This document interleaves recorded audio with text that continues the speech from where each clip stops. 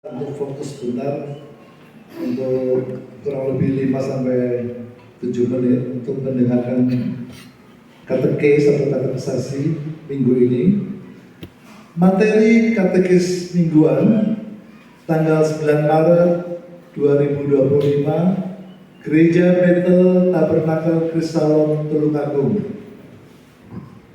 Tema terminologi. Sebagai orang Kristen di Indonesia, kita pasti akrab dengan sebutan Nasrani. Pada katekes kali ini, kita akan membahas tentang istilah atau sebutan ini. Nasrani adalah istilah yang lebih tua daripada Kristen. Kata ini berasal dari bahasa Ibrani Nosrim, diambil dari nama kota Nazaret. Sebutan ini adalah sebutan yang diberikan oleh orang Yahudi untuk merujuk pada pengikut Yesus dari Nazaret. Pada masa gereja perdana di Yerusalem, jemaat yang dipimpin oleh Uskup Yakobus menerima sebutan ini bagi jati diri mereka. Sebab memang mereka mengikut ajaran Yesus yang dipandang sebagai orang Nazaret. Yahudi yang mengakui Yesus sebagai Mesias disebut Yahudi Nosrim. Menurut Yahudi, Nasrani adalah sekte. Seperti tertulis dalam kitab Para Rasul pasal 24 ayat yang kelima. Jadi, sebelum ada istilah Kristen, kata Nasrani sudah ada lebih dulu dan dikenakan untuk mengacu pada gereja, terutama yang di Yerusalem. Lalu setelah penginjilan merambah sampai ke Antioquia, gereja seolah terbagi menjadi dua golongan, jemaat Yahudi dan non-Yahudi. Di Antioquia juga awal mula istilah Kristen muncul.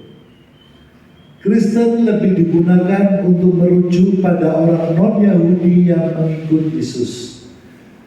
Jadi pada mulanya kedua istilah ini berarti sama, yaitu pengikut Kristus. Kristen tidak dikenakan hukum Taurat, sementara Nasrani dikenakan hukum Taurat. Namun seiring perkembangan sejarah gereja, istilah Nasrani mengalami pergeseran arti yang sangat amat signifikan. Pada abad pertama muncul aliran Nasrani ekstrim yang memisahkan diri karena memiliki paham sendiri mengenai Yesus. Mereka disebut Nasrani Ebionit. Kaum ini percaya bahwa Yesus hanya manusia yang diurapi sebagai Mesias. Mereka tidak mengakui Tritunggal dan bahkan melawan ajaran Trinitas. Mereka menolak kerasulan Paulus yang sangat mendukung kaum Kristen. Kaum ini menyebut dirinya sebagai Nasrani yang benar dan mereka benar-benar tunduk pada Taurat. Kemudian pada abad kedua dan ketiga muncul aliran lain yang menamai diri Nasrani Mandaean. Aliran ini percaya bahwa Mesias sesungguhnya adalah Yohanan atau yang kita kenal sebagai Yohanes Pembaptis. Mereka yang pertama-tama mengatakan bahwa Yesus adalah anak Maryam saudara Musa, saudara Harun. Aliran ini memiliki nabi mereka sendiri yang mengaku diri sebagai nabi terakhir. Pada masa-masa yang sama, ada aliran Markionisme yang juga menyebut diri Nasrani, tapi mereka bukan dari golongan Yahudi. Markionis percaya bahwa Yesus tidak lahir dari Maria, namun turun dari surga dan menjelma sebagai manusia. Karena kepercayaannya bahwa Yesus bukan manusia, maka mereka menyangkal bahwa Yesus mati disalib. Markionis memunculkan ide bahwa yang disalib bukan Yesus, tapi orang lain yang diserupakan dengan Yesus.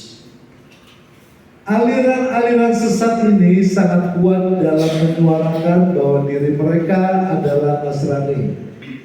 Sementara Nasrani asli, yaitu jemaat di Yerusalem, telah tersebar di seluruh dunia. Sebab pada masa perang Yahudi, bangsa Romawi mengusir semua orang Yahudi dari Yerusalem dan tanah Yudea. Sehingga Nasrani asli tercampur dengan Kristen dan menjadi satu dengan Kristen. Hal ini yang menyebabkan istilah Nasrani banyak ditolak oleh gereja-gereja di Timur Tengah. Mereka lebih memilih disebut Kristen atau Masehi. Nasrani lebih dikenal di wilayah Timur Tengah sampai zaman munculnya Islam. Nasrani lebih dikenal oleh Islam, sehingga dalam pandangan Islam, Kristen dan Nasrani adalah sama. Karena kita ada di negara mayoritas Islam, istilah itu masih lekat dengan kita. Tapi dari sini kita bisa mengerti bersama bahwa kita bukanlah Nasrani. Pertama, kita bukanlah orang Yahudi. Kedua, Nasrani lebih dekat dengan paham-pahamnya yang sesat dan tidak sesuai dengan iman kekristenan.